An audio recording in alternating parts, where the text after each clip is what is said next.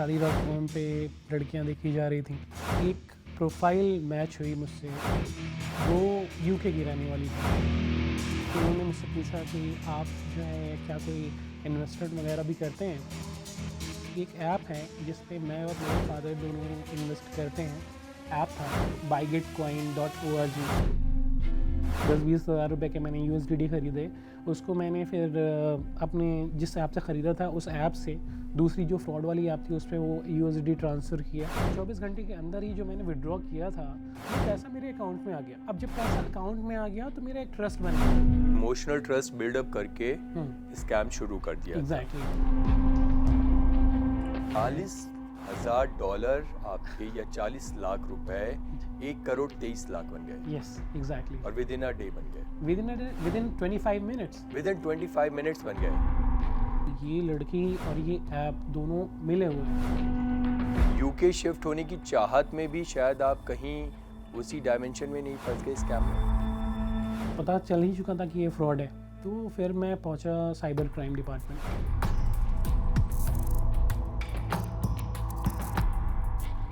2024 में साइबर अपराधियों ने करीब 23,000 करोड़ रुपए का सफाया कर दिया। हर 10 में से 8 साइबर अपराधों में AI का इस्तेमाल होता है। पिछले 1 साल से हम इसी मंच से बार बार यही कहते आ रहे हैं, एक ही संदेश दे रहे हैं कि साइबर अपराध कोई कहानी नहीं है, कोई जुमला नहीं है। ये अब आपके घर, आपके पर्स और यहां तक कि आपकी कमाई के पैसों तक पहुंच गया है। हमारी मुहिम साफ है। हमारी मुहिम का मतलब है कि हम आपको साइबर अपराधों के खिलाफ जागरूक करें, आपको सच्ची कहानियां बताएं और आपको ये बताएं कि आप कैसे खुद को साइबर अपराधियों से सुरक्षित रख सकते हैं। नमस्कार, मेरा नाम है ध्रुव मिश्रा और आप देख रहे हैं गैंग्स ऑफ डिजिटलपुर। आज हमारे साथ स्टूडियो में एक ऐसे मेहमान हैं जो खुद साइबर अपराध का शिकार हो चुके हैं। हमारे साथ स्टूडियो में है मिस्टर रिजवान अंसारी। अंसारी साहब, बहुत बहुत स्वागत है आपका हमारे स्टूडियो में। Thank you. अंसारी साहब, कैसे और क्या हुआ था, आप कैसे साइबर अपराधियों के चंगुल में फंस गए थे? सो बेसिकली हुआ क्या कि शादी.com, obviously my age is like that, तो शादी.com पे लड़कियां देखी जा रही थी। तो एक प्रोफाइल मैच हुई मुझसे और फिर वो लड़की जिसका प्रोफाइल मैच हुआ था मुझसे, वो यूके की रहने वाली थी। तो ऐसे ही बातचीत होती रही थोड़े दिन तक, 2-3 महीने गुजर गए। उसके बाद हम लोग इंस्टा पे कनेक्ट हो गए। तो इंस्टाग्राम पे जब कनेक्ट हो गए तो भी ऐसे ही बातचीत चलती रही कि हाँ क्या कैसे करना है, क्या करना है, आप क्या करते हो, और बाकी सारी चीज़ें डिस्कस होती हैं। वो कि शादी से पहले आप क्या डिस्कस करते हो। बातें डिस्कशन जी जी जी। तो वही अब डिस्कशन में था मैं, और फिर एक दिन उन्होंने मुझसे पूछा कि आप जो है क्या कोई इन्वेस्टमेंट वगैरह भी करते हैं। तो मैंने कहा ऐसा कोई इतना बड़ा इन्वेस्टमेंट नहीं है मेरा, मैं नॉर्मल SIPs वगैरह करता हूँ मंथली, और बस वही मेरा इन्वेस्टमेंट है। अपार्ट फ्रॉम दैट मैं ऐसा कोई इन्वेस्टमेंट करता नहीं हूँ। देन शी सेड कि देयर इज़ अ ऐप, एक ऐप है जिस पे मैं और मेरे फादर दोनों इन्वेस्ट करते हैं। तो ऐसा नहीं होता कि हम उस ऐप पे प्रॉपर जाके ख़रीदते हैं और फिर उसको होल्ड करते हैं फॉर अ लॉन्गर ड्यूरेशन। उसको हम ख़रीदते हैं और एक हमारे पास जो कि बैकडोर इन्फॉर्मेशन होती है हमारे पास, तो हम एक विंडो में ख़रीदते हैं उसको, और 20-25 मिनट में जैसे ही वो ऊपर जाता है वैसे ही हम उसको तुरंत सेल कर देते हैं। जी, एक तरीके से ट्रेडिंग के लिए जी आपका जी जी जी। इंटरेस्ट डेवलप करा। तो उन्होंने मुझे ये बताया, तो उन्होंने बोला कि हम क्या करते हैं, हम पहले अपने पैसे USDT में कन्वर्ट करते हैं। USDT में कन्वर्ट करने के बाद उसको हम अपने जो वो ऐप था, जो फ्रॉड वाला ऐप था, उसमें उन्होंने बोला कि हम इसमें ट्रांसफ़र करते हैं उस USDT को, और ट्रांसफ़र करने के बाद हम वेट करते हैं इन्फॉर्मेशन का। जैसे ही हमारे पास इन्फॉर्मेशन आती है हम तुरंत जाके वहाँ पे अपने अमाउंट को मैग्नीफाई कर देते हैं 10 टाइम्स 100 टाइम्स, और फिर हम जाके वहाँ पे बिटकॉइन परचेज़ कर लेते हैं। बिटकॉइन परचेज़ करने के बाद हमारे पास इन्फॉर्मेशन होती है कि ओके 11:20 पे ये विंडो क्लोज़ हो जाएगा, तो उससे पहले आप अपना सेल आउट कर देना। तो हाँ, वो बैकडोर इन्फॉर्मेशन वो उनको मिल जाती थी अकॉर्डिंग टू हर, और फिर उसके बाद वो लोग वहाँ से प्रॉफिट जनरेट करते थे। तो मैंने सोचा कि पता नहीं कैसा है, क्या है, फ्रॉड तो नहीं होगा। मेरे मन में एक बार शक ज़रूर आया कि हाँ ये फ्रॉड तो नहीं है, पर उन्होंने कहा कि आप एक बार करके देखिए और फिर उसके बाद आपको खुद ही पता चल जाएगा। तो मुझे इतना पता नहीं था कि इतना बड़ा कोई रैकेट चल रहा है या इतनी बड़ी प्लानिंग चल रही है इसके पीछे। अब हुआ क्या कि उन्होंने मुझसे बोला, तो मैंने खैर initially I started with a very small amount, 10-20 हज़ार रुपये के मैंने USDT ख़रीदे। उसको मैंने फिर अपने जिस ऐप से ख़रीदा था उस ऐप से दूसरी जो फ्रॉड वाली ऐप थी उस पर वो USDT ट्रांसफ़र किया। और USDT ट्रांसफ़र करने के बाद आई वॉज जस्ट वेटिंग कि हाँ वो मुझे बैकडोर इन्फॉर्मेशन दें और फिर मैं वहाँ जाके वो बिटकॉइन परचेज़ करूँ और फिर सेल कर दूँ उसे 15-20 मिनट के विंडो में। तो मैंने ऐसा किया, तो पहले टाइम मुझे प्रॉफिट जो है जस्ट डबल हो गया मेरा। तो मुझे फिर भी विश्वास नहीं हुआ। देन मैंने उस जो लड़की थी जिससे मैं शादी.com पे मिला हुआ था, जिससे मैं बात कर रहा था, उनसे मैंने कहा कि ये तो यहाँ पे डबल दिखा रहा है, अब ये पैसा मैं विड्रॉ कैसे कर सकता हूँ।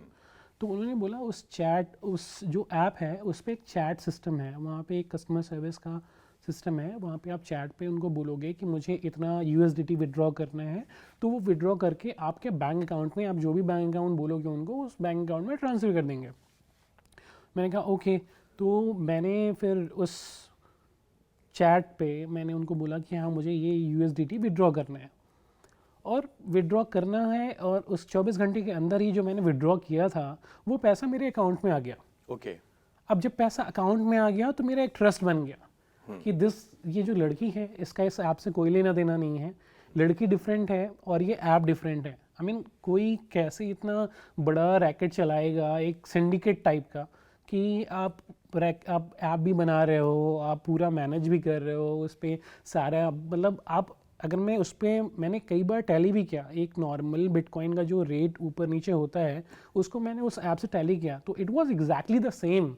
सो at that point of time मुझे ट्रस्ट हो गया कि हाँ ये ऐप जो है ये लेजिट है, ये फ्रॉड नहीं है। तो जब मेरा ट्रस्ट गेन हो गया उसके बाद मैंने इन्वेस्ट करना शुरू किया उस पर कि हाँ भाई पैसे आ रहे हैं। तो मतलब बहुत ज़्यादा ड्यूरेशन नहीं हुआ था उसमें, ये सारा जो फ्रॉड हुआ है ये 20 डेज़ के अंदर हुआ।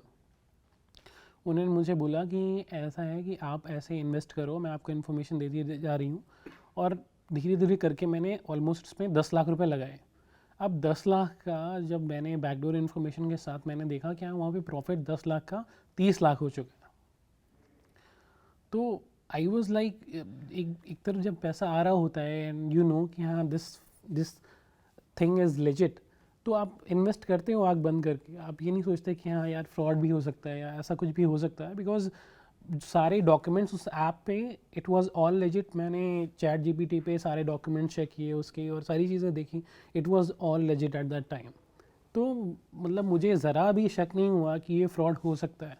अंसारी साहब एक चीज़ पूछना चाहूँगा जी जब हम मार्केट में जाते हैं सब्जी भी लेते हैं ना, तो हम कई बार उसको परखते हैं, ये तो शादी का रिश्ता था। जी जी तो आपने लड़की के परिवार के बारे में, उसके बारे में जानने समझने की कोशिश करी थी? बिल्कुल। आप मिले थे उससे, मिले उसके परिवार वालों से मिले थे ये पैसा लगाने से पहले, अब जैसे कि वो या ये सब ऑनलाइन ही चल रहा था और आपका ट्रस्ट डेवलप होता रहा? नहीं, मेरी कॉल्स पे बात होती थी, मेरी वीडियो कॉल्स होती हैं। ऑब्वियसली वो UK में थी तो मिलना तो ऑब्वियसली पॉसिबल नहीं था, और उनकी फैमिली अकॉर्डिंग टू हर वो सारे UK में थे, तो पॉसिबल मिलना तो था ही नहीं वहाँ पे। अब सारी चीज़ें कॉल पे थी या वीडियो कॉल्स पे थी, तो वो सारी चीज़ें थी। इनफैक्ट UK का नंबर भी है मेरे पास। पर आपने 10 लाख रुपए लगा दिए, आप बोल रहे हैं कि अमाउंट बढ़ते बढ़ते और ज़्यादा हो गया था। जी जी तो जब आदमी पैसे भी लगाता है तो एक ट्रस्ट होता है, एक आपको कहीं भी एक धोखे का या ऐसा लगा नहीं कि आपके साथ बिल्कुल चीटिंग हो रही बिल्कुल है? भी नहीं, बिल्कुल भी नहीं। They are very professional in their work.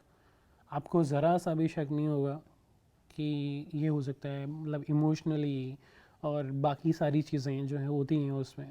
मतलब अगर आप किसी से शादी करना चाह रहे हो या किसी रिलेशनशिप में हो तो आप वो ट्रस्ट बिल्ड करते हो पहले, जी। ठीक है। तो obviously if I am investing that much amount of money, मुझे वो ट्रस्ट बिल्ड हो चुका था। So basically emotional trust buildup करके स्कैम शुरू कर दिया था। एग्जैक्टली तो वो जब ट्रस्ट एक बार बिल्डअप हो गया, मुझे फैमिली फ़ोटोज़ दिखाई, फैमिली की सारी वीडियो कॉल्स भी मैंने देखी उसमें, तो एक बार वो ट्रस्ट हो जाता है। मतलब बात बात की इन्फॉर्मेशन की, आज यहाँ गए थे, आज ये किया, आज ऐसे हुआ, आज ये था, आज पापा के साथ यहाँ गए वहाँ गए, तो वो एक ट्रस्ट बिल्डअप हो जाता है ओवर द टाइम। ठीक है, तो वो जब बिल्डअप हो गया तो फिर शक का तो कोई वही नहीं था, गुंजाइश स्कोप ही रह नहीं गई थी। हाँ, उसके बाद फिर धीरे धीरे चीज़ें आगे बढ़ती गईं। अब इन्होंने मतलब मेरा उस वक्त 10-12 लाख रुपए का इन्वेस्टमेंट था, प्रॉफिट आप उसमें 20 लाख मिला लें तो अराउंड 30 लाख था। सो आपने तकरीबन अपना 12 लाख का इन्वेस्टमेंट कर हाँ, दिया था। उस वक्त तक मैंने 12 लाख किया था। फिर एक दिन इन्होंने बोला मुझसे, ये जिस लड़की से मैं बात कर रहा था, इन्होंने बोला कि एक बड़ा मार्केट क्रैश होने वाला है और उसमें आपको मैं बताऊं बहुत बड़ा प्रॉफिट होता है। इट हैपेंस ओनली वंस और ट्वाइस इन अ ईयर, साल में 1-2 बार होता है ये। और आप अगर करना चाहो तो आप इसमें पार्टिसिपेट कर सकते हो। अब मुझे तो नहीं पता था कि हाँ ये लड़की और ये ऐप दोनों मिले हुए हैं, बिकॉज फॉर मी वो लड़की अलग थी, उसकी फैमिली अलग थी, and that app was completely different. क्योंकि मैं उनसे पैसे विड्रॉ भी कर चुका था, तो मुझे पता था कि हाँ मुझे जब भी विड्रॉल करना आपने होगा। कितना विड्रॉ किया था इनिशियल टाइम पे, कितना लगाया था और कितना विड्रॉ करा था सो दैट आपका ट्रस्ट बिल्डअप हो गया देखिए, और आपने मैं ज़्यादा से ज़्यादा लगाने का सोचा? शुरू में मैंने 2 लाख के आसपास लगाया था, उसमें मैंने एक छोटा अमाउंट विड्रॉ किया। तो वो अमाउंट जब मैंने विड्रॉ किया तो वो विड्रॉ हो गया, वो अकाउंट मेरे अकाउंट में वो पैसे आ गए।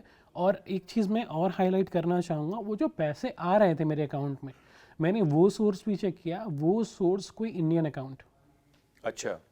अकाउंट कोई, मतलब मैं आगे भी बताऊंगा आपको कि हुआ क्या उसमें। हाँ। तो वो जिस अकाउंट से पैसे आए वो अकाउंट इंडियन था। तो आई वॉज वंडरिंग कि मुझे, मतलब मैं सोच रहा था कि इतना बड़ा कैसे हो सकता है कि ऐप है आपका यूके यूएस का, ठीक है, सॉरी दुबई का ऐप था, वो दुबई बेस्ड कंपनी थी, वो दुबई का ऐप था, उसका डॉक्यूमेंट भी सारा मेरे पास मौजूद है, मैं आपको शो करूँगा। उसमें उसमें उन्होंने सारा अपना प्रोसीजर बताया कि हम कैसे क्या इन्वेस्ट करते हैं, कैसे प्रॉफिट जनरेट होता है, और हमारे पास क्या क्या अथॉरिटीज़ हैं, आई मीन क्या क्या हमारे पास रिकग्निशन मतलब आपने अपनी तरफ से भी लगाने से पहले पैसे जांच पड़ताल करी थी? बिल्कुल बिल्कुल, मैंने पूरा पढ़ा उसको, बाकी मैंने उसको थोड़ा सा रिसर्च भी किया इंटरनेट पे, तो मुझे तो उस वक्त लेजिट, पूरा लेजिट लग रहा था। अब उसके बाद क्या हुआ, अब इन्होंने बोला कि बड़ी मार्केट आने वाली है और आप जो है बड़े अमाउंट को अगर कर लेंगे तो एक चीज़ होती है, एक ऑब्वियसली आप शादी करने जाते हो तो आप डिस्कस करते हो, फाइनेंशियल्स डिस्कस करते हो, आप फाइनेंशियल फ्रीडम की बातें डिस्कस करते हो कि हाँ लाइफ थोड़ी सेटल हो जाएगी अगर इतना अमाउंट हमारे पास आ जाएगा और चीज़ें। बिकॉज मेरा इनिशियली प्लान, मतलब इस लड़की से मिलने से पहले भी मेरा प्लान था कि हाँ मुझे यूके शिफ्ट होना है इन कोर्स ऑफ टाइम। तो जब मैं इनसे मिला तो मुझे लगा कि यहाँ गोल्स अलाइन हो रहे हैं, मेरे भी इनके भी, ये भी यूके में ही है, मुझे यूके जाना है, तो ऑब्वियसली गोल्स अलाइन हो जाएंगे। कहीं आपको एक चीज़ ये नहीं लगती कि यूके शिफ्ट होने की चाहत में भी शायद आप कहीं उसी डायमेंशन में नहीं फंस गए स्कैम में? देखिए, मैं इसको ये नहीं कहूँगा कि 100% यही कॉज है। हाँ, मैं जान सकता हूँ कि हाँ 10-15% इंक्लाइन हुआ मैं उस तरफ, just because of my motive to shift to UK. तो वो 15-20% मैं मानता हूँ कि हाँ वो था, बट नॉट 100%। तो अब इन्होंने जब मुझसे बोला कि हाँ बड़ी मार्केट आने वाली है, तो फिर मैंने प्रिपेयर किया, मैंने पैसे इकट्ठा किए, ठीक है, सारा अपना इन्वेस्टमेंट जो भी इधर उधर था पैसे उठाए मैंने, कुछ बैंक से भी लिया, वो पैसे उठा के मैंने, इन्होंने बोला कि एटलीस्ट तो 40,000 USDT आपके अकाउंट में होना चाहिए। 40,000 USDT मीन्स 40 लाख रुपीज़ आपके अकाउंट में होने चाहिए। यस, तब आप, हाँ तब आप उस मार्केट में पार्टिसिपेट कर पाओगे। अच्छा, उस मार्केट में पार्टिसिपेट कर सकते हैं, या? तो मैंने कहा यार इतना तो नहीं है मेरे पास, तो somehow I arranged around 30 lakh USDT मैंने अपने अकाउंट में कर लिया। और उनके पास, उनको बताया मैंने कि यार मुझे 40 लाख नहीं हो पा रहे हैं, आप मतलब 30 लाख ही मेरे पास, can I still participate? Then she said okay don't worry, you know what I will do, मैं आपको 10,000 USDT मैं आपके अकाउंट में उधार दे दूंगी। अच्छा। हाँ, तो उस पे भी एक बंदे का ट्रस्ट बनता है कि if she is willing to give you 10,000 USDT around 10 lakh rupees, तो आपका ट्रस्ट बिल्डअप होता है और बिल्कुल। ट्रस्ट हो जाएगा आपको उस पर। अब मैंने जो मेरा वो फ्रॉड ऐप था buygetcoin.org, ओके। ये उसका एड्रेस था, वेब एड्रेस था, तो उसका ऐप भी है मेरे पास। अब वो ऐप चल नहीं रहा, मतलब अच्छा, आपको ब्लॉक कर दिया गया उस ऐप पे? हाँ, अब ऐप वो नहीं चल रहा। तो buygetcoin.org था, उस पर मैंने 30,000 यूएसडीटी अपने डाले, उन्होंने फिर 10,000 यूएसडीटी मुझे दिए, उस ऐप पे ऐड हो गए, तो मुझे दिख रहा था कि हाँ और आपको दिखा रहा था हाँ कि हाँ वहाँ पे ऐप 40,000 पे यूएस हाँ डॉलर्स हैं ऐप पे वहाँ पे दिखा रहा था कि इतना इतना आपने डिपॉजिट किया और 10,000 यूएसडी एक बार में आया वहाँ पे।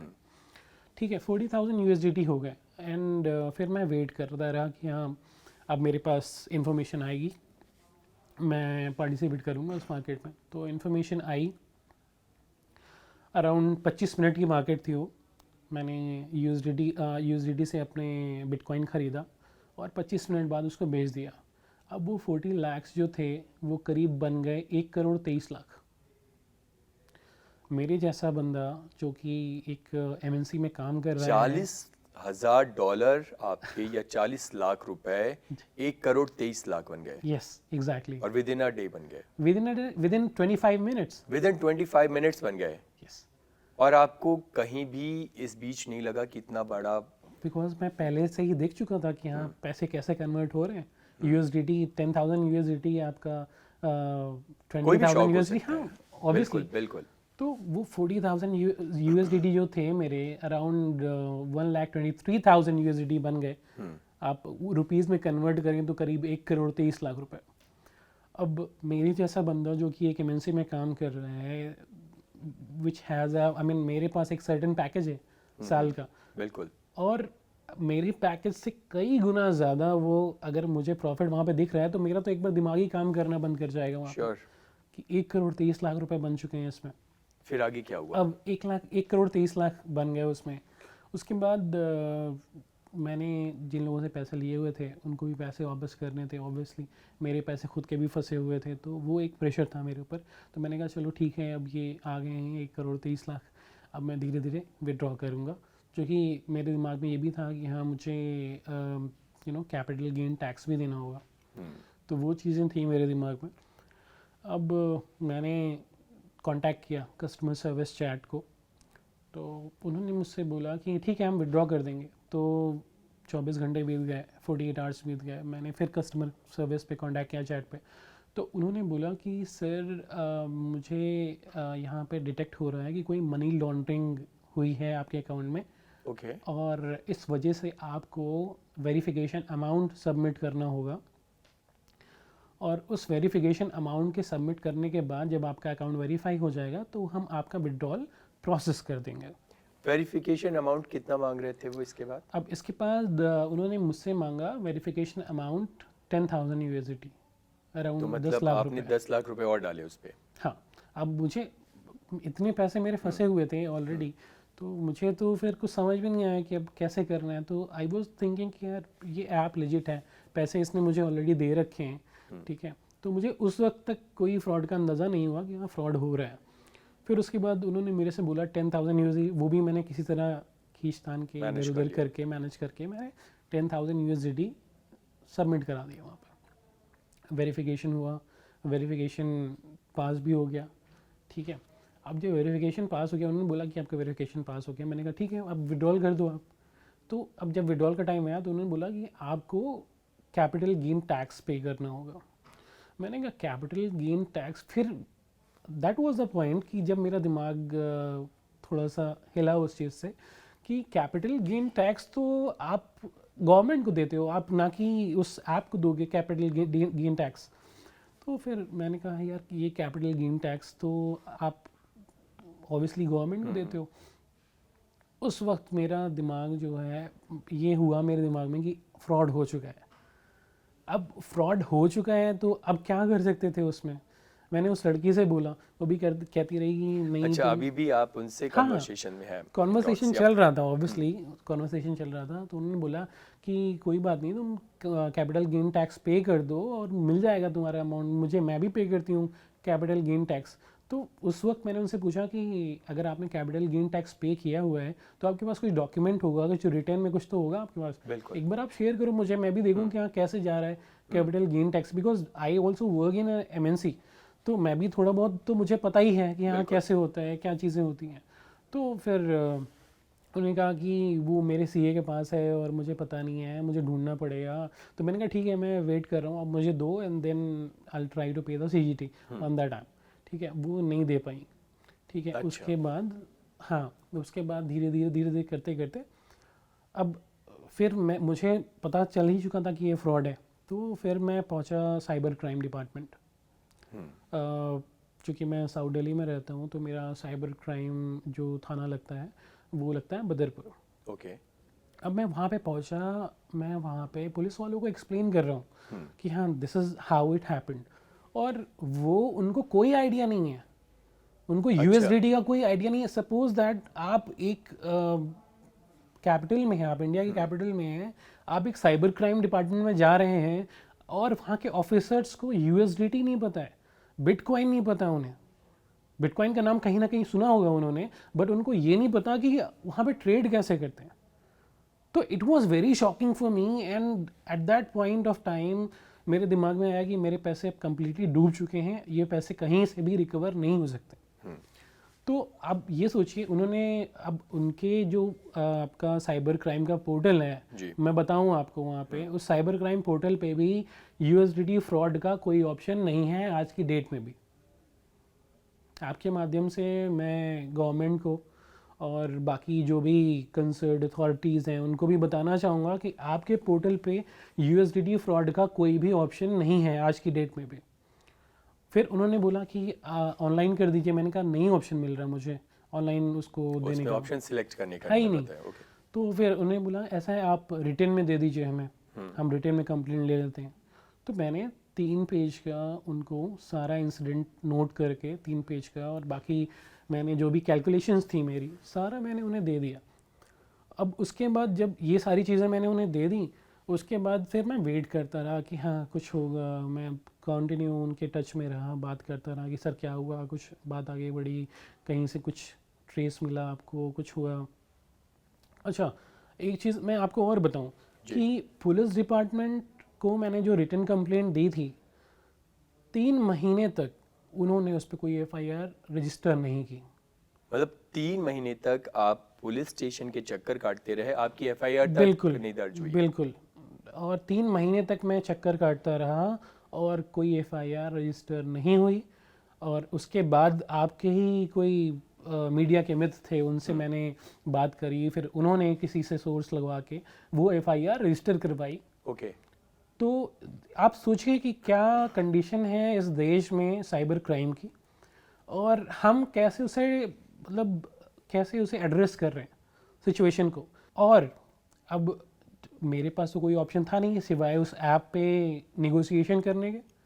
तो मैं उस ऐप पे निगोशिएशन किस तरह से कर रहा था, उस ऐप पे मैं जाता था, चैट सिस्टम से बात करता था, जो कस्टमर सर्विस वाले होते थे उनसे मैं बोलता था अच्छा मैं एम रेडी टू पे you the 5000 USDT the CGT, तो आप मुझे बताओ कैसे पे करना है। तो वो मुझे बैंक अकाउंट डिटेल्स दे दे, कहते थे इधर आप बैंक में जाके ट्रांसफ़र कर दो या आप CGT आई मीन USDT आप मेरे अकाउंट में ट्रांसफ़र कर दो, तो दोनों ही तरीक़ों से आपका हम CGT ले लेंगे। अब वो जो बैंक अकाउंट डिटेल्स वो मुझे देते थे वो इंडियन बैंक डिटेल्स होती थी। सो आप ट्रेडिंग कर रहे हैं एक UK बेस्ड ऐप पे, और आपका जो भी बैंक अकाउंट उससे डील कर रहा है वो इंडियन बैंक अकाउंट। एग्जैक्टली अब मैं सोच और समझ नहीं पा रहा हूँ कि इतना बड़ा सिंडिकेट है ये, इतना बड़ा सोचिए रैकेट चल रहा है कि जितनी बार भी मैं वहाँ पे उस चैट सिस्टम से बोलता था क्या मैं आपको कैपिटल गेन टैक्स पे करना चाह रहा हूँ, उतनी बार वो मुझे नए बैंक डिटेल्स देते थे। कोई पंजाब नेशनल बैंक है, कोई SBI बैंक है, कोई यूको बैंक है। एंड आप खुद सोचिए कि अगर फ्रॉडुलेंट एक्टिविटीज़ हो रही हैं तो ये आपका बैंक जो है वो आपका कस्टमर वेरिफिकेशन कैसे कर रहा है और बाकी सारी हर बार एक नया बैंक अकाउंट मिलता है आपको मनी डिपॉजिट करने मेरे पास डिटेल्स है, मैं आपको वो डिटेल्स शेयर कर सकता हूँ। बैंक डिटेल्स है मेरे पास जो कि मैंने क्राइम ब्रांच आई मीन जो साइबर टीम है उनको Yes. भी शेयर किया मैंने, उसके बावजूद वो उसे ट्रेस नहीं कर पाया। आज की डेट में भी, आज समझ लीजिए 1 साल के ऊपर हो चुका है इस इंसिडेंट को। तो अभी तक मतलब कोई खास कार्रवाई नहीं हो पाई आपकी एफआईआर बिल्कुल नहीं, बिल्कुल नहीं। कोई मुझे वो अब इंसिडेंट भी नहीं दे पाए। इनफैक्ट जब मैं, मेरे पास नंबर था, मैं उनको कॉल करता था, जो एसआई मेरे केस पे असाइन थे, उनको कॉल करता था, तो कई बार वो मेरे फ़ोन नहीं उठाते थे। कई बार मैं फ़ोन कर रहा हूँ तो वो छुट्टी पे हैं, कई बार वो मतलब कोई एग्जैक्ट रिस्पॉन्स नहीं होता उनके पास। तो आप सोचिए कि इस तरह से जो साइबर क्राइम हो रहे हैं, हमारा मेहनत का पैसा, तो कहीं ना हार्ड एंड कहीं मनी। आप साइबर क्राइम डिपार्टमेंट के रवैये से भी थोड़ा सा निराश थे। सर पूरा का पूरा सिस्टम ही समझ लीजिए एक तरह से फेलियर है। हम्म, कोई ऐसा सिस्टम आपके पास नहीं है इंडिया में साइबर क्राइम को लेके। बिटकॉइन और टेदर और यूएसडीटी, आप प्रोग्रेसिव कंट्री हो, ठीक है, आप, जाहिर सी बात है लोग इन्वेस्ट करेंगे, क्रिप्टो करेंसी में बिल्कुल। इन्वेस्ट करेंगे। आज की डेट में नहीं करेंगे, कल करेंगे, परसों करेंगे। दो ये चीज़ें नहीं है अभी इंडिया में, but you have to be future ready. आपको फ्यूचर के लिए रेडी होना पड़ेगा। और मेरा पैसा तो आप समझ लीजिए कि अराउंड 42 लाख रुपीज़ मेरे डूबे इसमें। 42 लाख 42 लाख रुपए विदाउट प्रॉफिट। 42 लाख रुपए मेरे इस चीज़ में डूब चुके हैं, माई हार्ड अर्न मनी। और इसके बावजूद मैं जब भी कांटेक्ट करता हूँ साइबर क्राइम टीम को, सबसे पहली चीज़ तो I don't know, but equip मतलब पूरी तरह से इक्विप्ड नहीं है वो लोग। मैं उनसे अगर कुछ बोल रहा हूँ कि हाँ सर ये है मेरे पास, ये इस एड्रेस पे ये वॉलेट एड्रेस है, इसको ट्रैक करो, कहाँ का वॉलेट एड्रेस है। अगर आप मतलब एक कंट्री में आप कोई साइबर क्राइम हो रहा है तो एटलीस्ट तो गवर्नमेंट को तो पता होगा ना, गवर्नमेंट कोई गवर्निंग बॉडी तो होगी ना जो उसको रेगुलेट कर रही होगी। बट उनके पास कोई ऐसी इन्फॉर्मेशन नहीं है। और समझ लीजिए मेरे पास इस वक्त ज़ीरो रिस्पॉन्स है उनके एंड से, जिससे मुझे कोई अश्योरेंस मिले कि हाँ मेरे पैसे वापस मिल जाएंगे। आप जिस ऐप पे आप ट्रेडिंग करते थे, वो क्या ऐप अभी भी आप कंटिन्यू एबल टू यूज़ कर रहे हैं? दूसरी चीज़, क्या आप उस लड़की से जिससे आपकी शादी होने वाली थी, क्या उससे आप रिलेशन में अभी भी हैं या खत्म है इस नहीं स्कैम के नहीं, बाद? वो स्कैम था, ऑब्वियसली स्कैम था। तो वो जब मैंने उनसे बोला कि हाँ दिस इज़ अ फ्रॉड, तो उसी दिन से वो मैं मतलब मेरा अकाउंट ब्लॉक कर दिया। अच्छा, उन्होंने हाँ। आपको ब्लॉक कर दिया? या इंस्टाग्राम, व्हाट्सएप, हम्म, इन सारे अकाउंट से मुझे उन्होंने ब्लॉक कर दिया। तो आप सोचो कि यहाँ इस तरह से इतना बड़ा फ्रॉड चल रहा है, पूरे इंडिया में बैंक अकाउंट्स खुल रहे हैं उस ऐप के थ्रू, उस ऐप को प्रॉफिट देने के लिए, और हमारा गवर्नमेंट उसको ट्रैक भी नहीं कर पा रहा है। एक और चीज़ समझना चाहूँगा, आपकी कहानी वाकई में मतलब दर्द भरी तो ही, आपने अपना हार्ड एंड मनी लॉस कर दिया। मैं समझना चाहूँगा जो लोग आपकी कहानी को सुन रहे हैं वो अब इस टाइप के फ्रॉड में ना फंसें, उनको क्या करना चाहिए? सबसे पहला मेरा सजेशन है कि आप उस ऐप का हिस्ट्री देखो कि उस ऐप को कितना टाइम हुआ है। ये सारी चीज़ें आपको चैट जीपीटी पे मिल जाएंगी। आप अगर ऐप पे मतलब कोई ऐप है जिस पे आप ट्रेड करना चाह रहे हो, तो उस ऐप की इन्फॉर्मेशन आप चैट जीपीटी पर ढूंढ सकते हो, और चैट जीपीटी पूरा आपको इन्फॉर्मेशन दे देगा कि कब ये ऐप बनाया गया, कब से है, इसका ऑथेंटिकेशन लेवल क्या है, मतलब कितना ऑथेंटिक है ये। वो सारी चीज़ें आप चेक कर लो। उसके बाद आप रिव्यूज़ भी देख लो उसके। और दूसरी चीज़ ये भी चेक कर लो, अगर आप को ऐप्स की इन्फॉर्मेशन है तो आप एक बार चेक कर लो कि कोई एपीके ऐप है या कैसा कोई ऐसा वेब एड्रेस है जो कि अभी नया बनाया गया है, जो कि ऑथेंटिक नहीं लग रहा है। बिकॉज मैंने ये सारी चीज़ें चेक करी थी और मेरे पास वो सारे तो ये डॉक्यूमेंट। सारी गलतियां आपके एंड से हुई थी, और ये सारी चीज़ें जो आप बता रहे हैं, एक चेकलिस्ट होनी चाहिए एग्जैक्टली। किसी भी आदमी को अपना हार्ड एंड मनी कहीं पे भी इन्वेस्ट करने से पहले। जी बिल्कुल। बिल्कुल। थैंक्स अंसारी जी हमारे स्टूडियो में आने के लिए थैंक यू सो और मच। हमसे ये कहानी शेयर करने के लिए, ताकि और लोग भी आपकी कहानी को देखकर जागरूक हो सकें। Thank you so much. Thank you so much sir.